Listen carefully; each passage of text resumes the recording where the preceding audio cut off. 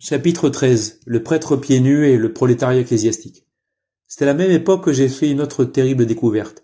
Mon père que j'aimais tant, mon vénérable père, est extrêmement pauvre, était d'une pauvreté qu'on ne peut pas imaginer ailleurs, une pauvreté comme celle des renards, des loups et des écureuils, qui ne possèdent que leur corps, et une pauvre tanière, dont ils sont fréquemment chassés. J'ai eu par la suite 5 frères et sœurs, nous étions 6 enfants, mais il n'y a jamais eu chez nous 6 paires de chaussures, ni 6 manteaux, ni 6 chapeaux. Nous utilisions un seul manteau pour 6, une ou 2 paires de chaussures pour 6, un ou 2 chapeaux pour 6. Nous les enfants, nous ne pouvions jamais sortir ensemble, tous les 6, du territoire sacré de l'église ou du presbytère, car nous n'avions jamais des vêtements pour tous les 6. Nous sortions de la maison à tour de rôle, jamais en même temps. À cause de la misère, il y eut au presbytère des moments de terrible souffrance, des moments de douleur atroce. Nous sentions la misère jusqu'au fond de son être physique, jusqu'à l'os, et plus profondément encore jusqu'à la moelle des os. Mais dans ces moments terribles de faim, de froid et de chagrin, il suffisait pour nous, les très malheureux, de sortir du presbytère, de traverser l'allée du cimetière et d'entrer dans la sainte église, dans le ciel reconstruit sur terre, pour nous rappeler que nous étions fils de Dieu, que nous appartenions à la race divine puisque nous étions chrétiens, et que les misères de la terre n'avaient aucune importance. Même si l'on meurt de faim, on en est immortel. Afin que nous, les enfants, ne fussions pas vexés par notre dénuement, par notre misère, par notre faim, et afin que nous n'eussions pas un sentiment d'infériorité envers les autres enfants qui, eux, pouvaient manger et qui possédaient des chapeaux, des chaussures et des manteaux, et afin que nous restassions tendres et bons et indulgents et sereins dans notre terrible douleur et dans notre effrayante pauvreté, la Mama Presbytera, notre vénérable mère, la poétesse, nous lisait chaque jour l'histoire de Job. C'était un remède extrêmement efficace, instantané, pour toutes les misères et pour toutes les souffrances. Pour toutes les douleurs, la Mama Presbytera nous lisait les souffrances de Job, 2 fois par jour, 3 fois par jour, 5 fois par jour, tous les jours. Et ainsi Job souffrait avec nous, et nous avec lui. Et nous comparions nos souffrances à celles de ce saint homme. Nous connaissions Job mieux que tout être existant sur terre et dans le ciel. Job habitait avec nous, dans le presbytère, tout le temps. Il faisait partie de notre famille. Nous l'avions recueilli, et il séjournait avec nous. Car Job était pareil à nous. Nous étions ses parents. Il était de notre sang, le sang de ceux qui sont éprouvés par toutes les douleurs de la terre. À cause de cette cohabitation avec Job, même aujourd'hui, quand j'entends son nom, ou quand je le vois écrit quelque part, je me réjouis, comme si j'entendais le nom de mes sœurs et ou le nom de mon frère, ou d'un parent très proche, qui vient de notre village. À l'âge de 10 ans, j'ai appris que je n'irais pas au séminaire. Ce fut un coup terrible, le plus dur de toute ma vie. Je n'avais jamais envisagé, même un instant, même en rêve, de faire autre chose que de servir Dieu, comme mon père, comme mon grand-père, comme mon arrière-grand-père, comme tous mes ancêtres jusqu'à la nuit des temps. Depuis des générations, durant plusieurs siècles, tous mes ascendants, du côté maternel et du côté paternel, ont été des serviteurs dans le ciel, des prêtres, tous prêtres dans les misérables hameaux de montagne du district de Petrodava, dans ce faubourg de l'Europe, sur le versant oriental des Carpates. Chez nous, on était prêtres de père en fils, comme dans la tribu de Lévi. On apprenait aux enfants, comme on me l'a fait apprendre à moi, la liturgie, tous les offices divins, avant de nous apprendre l'alphabet. C'était comme ça. On naissait prêtre comme on est roi, parce qu'on naissait dans l'enceinte sacrée, au presbytère. J'ai lu plus tard avec attention l'Ancien Testament. Chez les Juifs, Moïse, Kéhirotonnier, a sacré prêtre par l'imposition des mains son frère Aaron. Ensuite, il n'est plus question nulle part, dans tout l'Ancien Testament, d'une autre ordination. Il suffisait, pour être prêtre, de prouver sa filiation. L'on se contentait, à la mort du prêtre, de revêtir son fils des habits et des ornements du défunt, comme cela se fit à la mort d'Aaron. À l'école du village, mes camarades n'ont jamais juré ni menti devant moi, leurs condisciples, qui avaient le même âge qu'eux. Ils faisaient comme si j'avais été déjà leur prêtre, car ils savaient tous que je serais prêtre, leur prêtre.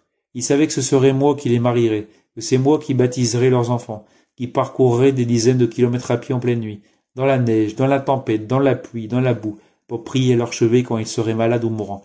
Ils savaient que c'était moi qui accourrais auprès d'eux, avant leur mère, avant leurs frères et sœurs, à toute heure du jour ou de la nuit, pour apporter la consolation et la communion à ceux qui seraient en danger, ou prêts à quitter la terre. Ils savaient tous que ce serait moi qui enterrais leur mère, leur père, et que c'est moi qui prierais pour leurs âmes. De cette manière, eux aussi furent mes premiers éducateurs, car ils désiraient que je ne fisse que des choses qu'un prêtre, leur prêtre à eux, devait faire, et que je ne m'abstinsse de faire des choses qu'un prêtre ne doit pas faire. Tous les jours, il y avait des enfants qui criaient aux autres « Il ne faut pas demander cela à Virgile, il sera prêtre, notre prêtre. » Et s'il voulait jouer à des jeux plus brutaux, plus libres, de ceux qui sont permis aux enfants destinés à rester des laïcs, il le faisait entre eux seuls, en se séparant de moi. Il désirait avoir un prêtre parfait. Il me demandait d'être tel qu'il rêvait de voir leur futur prêtre quand il serait grand. Et brusquement j'apprenais que je n'irais pas au séminaire. J'étais le seul, l'unique des miens, à rompre après des siècles la divine chaîne sacerdotale. J'ai ressenti la nouvelle exactement comme Job a ressenti les épreuves envoyées par Dieu. Puis je me suis dit que j'étais refusé par Dieu. Car n'est pas prêt celui qui le veut, mais celui que Dieu choisit. Certes, on était prêtre de père en fils dans notre famille depuis 4 ou 5 siècles, sans aucune exception, mais c'est parce que Dieu choisissait les prêtres dans notre famille. De temps en temps, Dieu refusait d'avoir pour prêtre l'un d'entre nous. Un jour, celui qui était refusé par Dieu tombait du cheval et se rompait un os. Alors il savait qu'il était refusé par Dieu, refusé pour le sacerdoce. Car on ne peut pas être prêtre si l'on a un os, si petit soit-il, cassé. Il y avait parmi nous de temps en temps des hommes qui naissaient avec un pied plus long que l'autre, avec une tache sur la peau, ou une mèche blanche dans les cheveux. Alors on savait que celui-là était refusé au sacerdoce, que Dieu ne voulait pas l'avoir pour prêtre. Moi aussi, j'étais maintenant parmi les réprouvés du sacerdoce. À cause de la pauvreté, mon père était si pauvre qu'il ne pouvait pas payer les frais du séminaire. À 10 ans, je suis donc allé, la mort dans l'âme, dans un collège militaire, à la frontière russe, à Kishinev. Dans les collèges militaires, les élèves étaient nourris, habillés et soignés gratuitement, à condition qu'ils devinssent officiers. Pour moi, c'était un drame terrible. L'église était mon univers natal, je n'étais habitué qu'aux choses du ciel, j'ignorais tout ce qui était profane. Me détacher de l'église, c'était comme si l'on m'avait envoyé vivre dans une autre planète. J'ai subi, ainsi, littéralement, la chute du paradis, car je tombais du ciel sur la terre. J'ai ressenti dans ma chair, dans mon âme, le drame du premier homme, chassé, lui aussi, du ciel et exilé sur terre. J'étais expulsé du ciel, reconstruit sur terre, du territoire sacré de l'église, et exilé dans une caserne d'enfants, dans un monde profane et militaire. Cela s'est passé quand j'avais 10 ans. J'ai vécu ensuite sur terre. Mais j'ai toujours gardé la nostalgie du ciel reconstruit sur terre, de l'église. Certes, je ne pouvais pas retourner au ciel, mais je le désirais, je rêvais à lui, jour et nuit. Je vivais dans un monde où l'éternité était abolie, pour faire place à un temps misérable, à un temps divisé et mesuré à coups de trompette, à coups de sifflet, à coups de poing ou de juron. Et il n'y avait pas moyen de m'en échapper. Pour moi, si je quittais la caserne d'enfants, il n'y avait plus de place nulle part sur terre, car nulle part il n'y avait de place gratuite, sauf là. Or, payer ma place était impossible, car je n'avais jamais vu de prolétaire plus pauvre, plus prolétaire que ce prolétaire ecclésiastique était mon 2 fois père, le très révérend père Constantin Georgiou. Il ne possédait rien sur terre. D'ailleurs, mon père n'habitait pas sur terre, à proprement parler, car le territoire de sa paroisse n'était pas vraiment sur terre. C'est plutôt un amas de grandes pierres, de rochers, de cailloux, apportés par le torrent, tout au fond d'un défilé de montagnes. Les gens travaillaient, tous, loin, très loin du village, dans les forêts. Ils étaient bûcherons, car dans le village, il n'y avait rien à faire. Mon père ne possédait ni terre, ni verger, ni bêtes, ni maison, rien. Il recevait de temps en temps de l'État un salaire de famine, car les prêtres étaient des fonctionnaires de l'État, comme les maîtres d'école. Mais l'État, c'était une sorte de propriété privée des oligarques, des satrapes fanariotes. L'État payait les salaires des prêtres et des maîtres d'école quand bon lui semblait. Et, si bon lui semblait, ce n'était pas un salaire fixe, mais un salaire payé par intermittence. Il se passait d'habitude 5, 6, 14, 20 mois sans qu'on ait reçût de salaire. 24 heures sur 24, jour et nuit, et en toute saison, mon père courait, grand, mince, maigre, dans sa soutane qui était maintenant, non plus noire, mais de la couleur du fer rouillé, à cause du vent et du soleil. Il courait dans sa soutane qui flottait, comme flotte la toile d'un drapeau noir, et comme les ailes des archanges, autour de son corps sans chair et sans matière. Mon père trottait tout le temps. Il avait de grandes bottes ferrées avec de grands clous comme les chaussures des alpinistes, et des fers comme des fers à cheval. Quand il arrivait sur le territoire sacré, il enlevait ses grosses bottes, pour ne pas les user inutilement. Il marchait pieds nus, en soutane mais pieds nus. Oh, je sais que c'était à cause de la pauvreté, mais ce prêtre prolétaire, qui marchait en soutane et pieds nus sur le territoire céleste de l'église, et qui était mon père, était en même temps très semblable aux anges, car les anges, les chérubins et les séraphins marchaient aussi pieds nus. Mon père était très semblable, à cause de son dénuement, à cause de sa terrible pauvreté, à son évêque, Jésus-Christ, qui lui aussi marchait pieds nus. En soutane et pieds nus, le prêtre prolétaire était très semblable aussi aux prêtres de l'Ancien Testament, qui, eux, n'entraient jamais dans le sanctuaire autrement que pieds nus, et qui n'officiaient jamais avec des chaussures. Comme les rabbins l'ont écrit par la suite, il y avait même une maladie d'entrailles propre à la classe sacerdotale. à cause justement du fait que les prêtres marchaient pieds nus.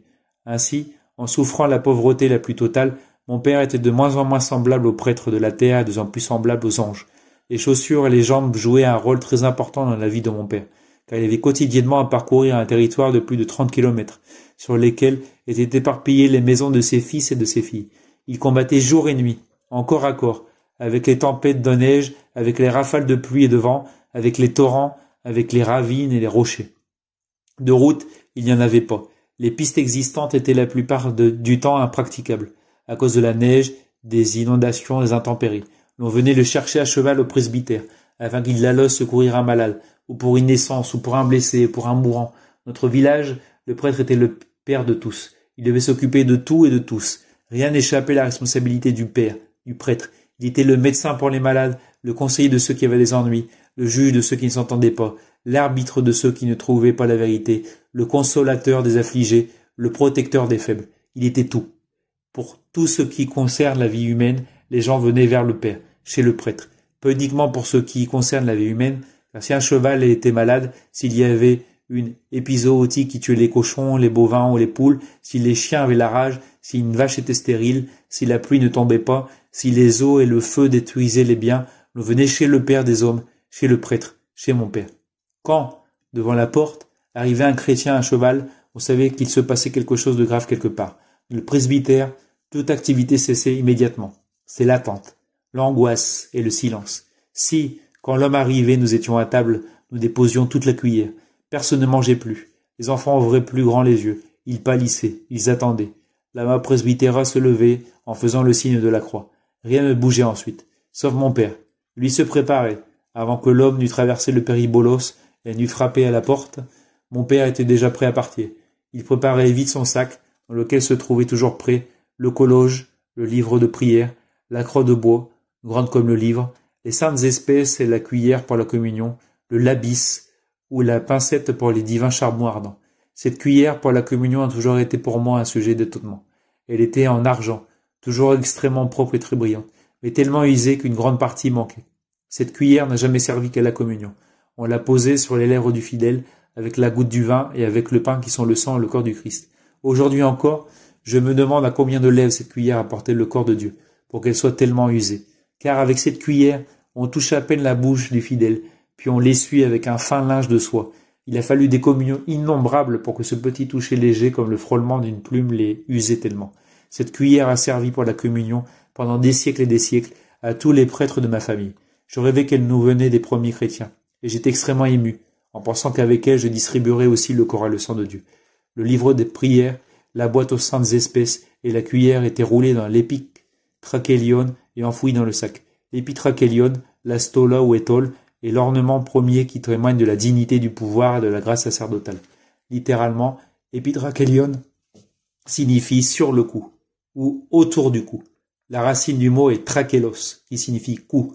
C'est une longue bande d'étoffe de lin ou de soie, large de 6 centimètres, que le prêtre porte autour du cou, et dont les extrémités retombent en avant jusqu'au-dessous des genoux. Ces deux bandes qui retombent par devant sont unies ensemble par des boutons, par des agrafes ou par une couture. Elles sont en général brodées de 7 croix et des images des saints et se terminent par des franges. L'épitrachélion ou étole symbolise d'abord le joug du Christ, que tout prêtre doit porter sur terre. À cause de cela, pour tout office sacerdotal, même le plus bref, le prêtre doit porter autour de son cou le joug, l'épitrachélion. Les franges symbolisent les âmes des fidèles, exactement comme dans l'Ancien Testament. L'épitrachélion représente le joug du Christ, mais il représente aussi la grâce de Dieu, répandue sur le prêtre, et le pouvoir du Saint-Esprit, le pouvoir sacerdotal. Pour rappeler cette grâce et ce pouvoir descendu d'en haut et reversé sur lui, le prêtre, en le mettant autour du cou avant l'office, récite chaque fois la même prière. Béni soit Dieu, qui verse sa grâce sur ses prêtres, comme le parfum répandu sur la tête descendu sur la barbe d'Aaron et sur la frange de son vêtement. Les deux bandes que le prêtre pose autour de son cou symbolisent aussi la corde qu'on a mise autour du cou du Christ. En tombant par devant, la bande de gauche représente aussi la croix que le Christ a portée, et la bande de droite symbolise le roseau placé dans sa main sur le chemin du calvaire. Le prêtre ne peut donc jamais officier sans avoir autour du cou le joug du sacerdoce. Si un prêtre se trouve enfermé dans une prison, dans un camp, dans un bagne, et s'il est dépouillé de tout, avant d'officier, il doit trouver une étole, un joug, un épitrachélion. Il doit déchirer sa tunique, ou sa chemise, en faire une bande qu'il bénira, et qu'ils se mettront ensuite autour du cou, en guise d'épitrachélion. Et si le prêtre ne peut pas trouver une bande, alors il doit utiliser en guise d'étole une corde, n'importe laquelle, et cette bande servira valablement d'épitrachélion, d'ornements sacerdotaux. Au cours des siècles, mes ancêtres, les prêtres de Petrodava, ont dû passer une bonne partie de leur vie, avec leurs paroissiens, réfugiés sur les rochers, dans les forêts, dans les défilés sauvages de leurs Carpates, à cause des envahisseurs de l'Est. Là-haut, tout près du ciel, les prêtres, en guise d'ornement sacerdotal, pour les baptêmes, pour les enterrements, pour la communion, ne pouvaient faire autre chose que prendre la corde qui attachait leurs chevaux et se la mettre autour du cou. C'était leur unique ornement sacerdotal. Regardant d'en haut du ciel, les anges, qui sont les maîtres de cérémonie de l'Église, n'ont jamais été scandalisés, n'ont jamais souri. Ils ont simplement écrasé une larme à la vue de ces pauvres prêtres prolétaires, pieds nus dans la montagne Moldave, et qui utilisaient la corde de leurs bêtes en guise d'ornements sacerdotaux. Après la Deuxième Guerre mondiale, des milliers des prêtres de ma famille et de mon peuple ont été pendus aux arbres de leur village. Ils n'avaient pas besoin, eux, de chercher une corde qui leur serve d'épitrachélion, pour dire leurs prières avant de mourir. Les bourreaux leur mettaient les étoiles autour du cou, la corde et l'ornement sacerdotal en même temps. Surtout, l'ornement sacerdotal. Car la mort, c'est pour le prêtre un avancement. Il quitte l'église terrestre, qui est une copie, pour la cathédrale cosmique, où il officiera la sublime et divine liturgie céleste, à côté de notre évêque unique, Jésus-Christ.